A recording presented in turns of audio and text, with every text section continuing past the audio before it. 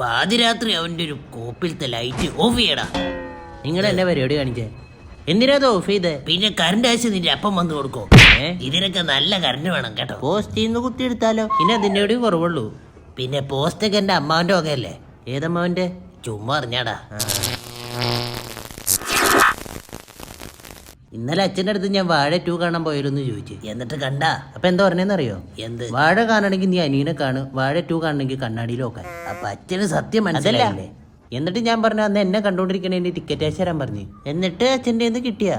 നന്നായിട്ട് കിട്ടി. തെങ്ങിൽ കെട്ടിയിട്ടിട്ടാ തല്ലി എന്നെ. അതേ ചോദിച്ചു നോക്ക് വേണമെങ്കിൽ. ഇപ്പൊ പെട്രോൾ ഇട്ടാനില്ല, എങ്ങനെ പോവും? സ്പൈഡർമാനൊക്കെ ആണെങ്കിൽ വല വിട്ടു പോവാം. ഇവന് വല്ല ഓട്ടോയും പിടിച്ചു കൊടുക്ക്. കഴിവില്ലാത്ത പോയാ അവന് ഫീലായി.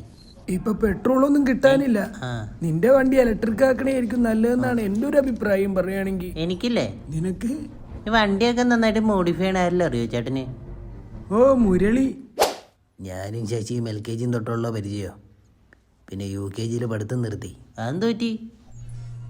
ഫുൾ സപ്ലി ആയിരുന്നില്ലേ. LKG സപ്ലിയോ? പിന്നെ ഹയർ സ്റ്റഡീസ് നോക്കിയില്ല. വാവ്. പിന്നെ കുറച്ചാൾ IIT മദ്രാസിലായിരുന്നു. അവിടെ ഒരു ഫോട്ടോസ്റ്റാറ്റ് കട കിട്ടും. ഇതാണ് ഞാൻ പറഞ്ഞ സൈലൻസർ. ഇത് വെച്ച് കഴിഞ്ഞാണ്ടല്ലോ നെന്മാർ വെടിക്കെട്ട് പോലെ ഇരിക്കും വണ്ടി. എൻ്റെ ആണെങ്കിൽ ആകെ ഒരു 2200 ഉള്ളൂ. 2200 രൂപയ്ക്ക് സോളാറിൽ ഡാൻസ് കളിക്കുന്ന കരടിയുണ്ട്. അത് മതിയോ? ഓക്കെ ഓക്കെ വാ. വവ്വാലിൻ്റെ കീ ചെയിൻ ഉണ്ടാ? പട്ടിയുടെ തലയുണ്ട്, വേണോ? അത് വേണ്ട. ഇതാണ് നിന്റെ മോഡിഫിക്കേഷൻ. 2000 രൂപയ്ക്കുള്ള മോഡിഫിക്കേഷൻ മതി. എന്താ ഉള്ളേ? അത് ഫ്രണ്ടിൽ 4 കളറിൽ തന്നെ ലൈറ്റ് പിടിപ്പിച്ചു തരാം. പിന്നെ വൈപ്പർ വെച്ച് തരാം. അത് മതി. നീ നാടിനെ നാട്ടുകാരെ രക്ഷിക്കുന്നതിന് മുമ്പ് നീ സ്വന്തമായിട്ട് ആദ്യം ഒന്ന് രക്ഷപ്പെടാൻ നോക്ക്. റേഷൻ കാർഡിനൊക്കെ അപേക്ഷിച്ചിട്ടുണ്ട്.